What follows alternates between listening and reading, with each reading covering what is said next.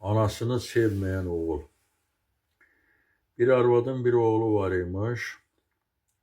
Bu oğlan ve yavaş yavaş genç yaşlarındaymış. Bu uşaq anası kör olduğuna göre anasının bir gözünü itirib, bir gözü yok imiş. Bu xəcalət çəkilmiş, bunun anası olduğunu bildirmirmiş. İstəmirmiş ki, bilsinlər ki, bu bunun anasıdır. Belə olur ki, bu oğlanın atası ölür. Arvad ailəni saxlamaq üçün bu oğlanın oxuduğu məktəbdə işə düzəlir. Oğlu anasına bərk-bərk tapşırır ki, nabada sən məktəbdə bildirəsən, mənim anamsan. Heç vaxt mənə yaxın gəlmə, mənim anam olduğunu heç kəsə bildirməyinə. Arvad da məktəbdə işləyirmiş, anadır da indi bir gün ürəyi dözmür, nəsə bu məktəbdə arxadan buna Əhməd deyə səslənir. Uşaqlar tez dönüb baxırlar ki, Əhməd bu sənin anan imiş. Əhməd çox əsəbləşir, pis vəziyyətə düşür, özünü pis hiss edir və pərt olur ki, uşaqlar bildilər ki, bu qadın bunun anasıymış. Nəsə Əhməd məktəbi oxuyub qutarır, universitet oxumaq üçün gedir Singapura. Singapurda da universiteti qutarır və qayıdıb anasının yanına gəlmir, elə orada evlənib qalır. Artıq onun 2 dənə uşağı da olur. Anadır da, ürəyi dözmür, görür oğlu heç gəlib bunu yoxlamır, eləmir. Gedir Singapura, oğlunun evini tapır, qapını döyür, qapını o oğlanın uşaqları açır. Açanda bu arvadı görürlər.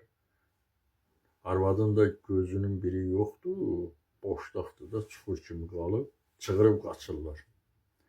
Oğlan tüyt gəlir qapıya, başlayır bunu təhqir eləməyə. Sən nə cəsarətlə bu qapıya gəlmirsən, uşaqlarımı qorxuzdun.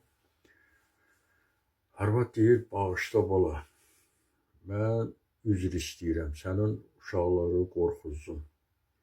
Səhv eləmişəm, məni bağışla. Qayıdır, arvad çıxır, gəlir evinə. Evinə gəlir. Oğlan heç maraqlanmır, anası var, yoxdur. Belə olur ki, bir gün Türkiyədə bu məzunlara dəvətnamə göndərirlər. Görüş keçirmək üçün tədbir olur, həmin tədbirə çağırırlar. Bu oğlan deyir ki, elə yaxşı oldu, gedərəm həm də Türkiyəni gəzərəm, nə vaxtı. Türkiyəyə getmirəm. Belə olur, gəlir, çıxır Türkiyəyə, yoldaşları ilə görüşür, eləyir. Yemək əsnasında yoldaşının biri deyir ki, sənin anan rəhmətə getdi. Bu heç vecinə də olmaz. Sağlığında anasını bir saymışdı ki, indi ölümünə də bir heyfslənə. Deyir, sənin anan rəhmətə getdi. Amma ölməmişdən qabağa sənin üçün bir məktub qoyub. Ala bu məktubu. Məktubu verirlər buna. Açır məktubu, görür anası yazıb. Deyir, ey mənim gözümün nuru, canım, əziz oğlum. Mənim səndən ötürü canım çıxırdı. Mən səndən üzr istəyirəm, Singapura gəlib sənin balaları qorxuzdum. Ona görə səndən üzr istəyirəm. Amma bir şeyi bilməyini istəyirəm. Sən uşaq vaxtı qəza keçdin, gözünün birini itirdin. Mən sən kör qalmayasan deyə öz gözümün birini sənə verdim. Və özüm kör qaldım, sənin kör qalmağına razı olmadım. Analar evladdan ötürü canı çıxır. Evladından ötürü analar nə desən eləyərlər. Amma evladın bu nankörlüğü haqq hesaba sığan deyil. Ananın varısı da olar, kasıbı da olar,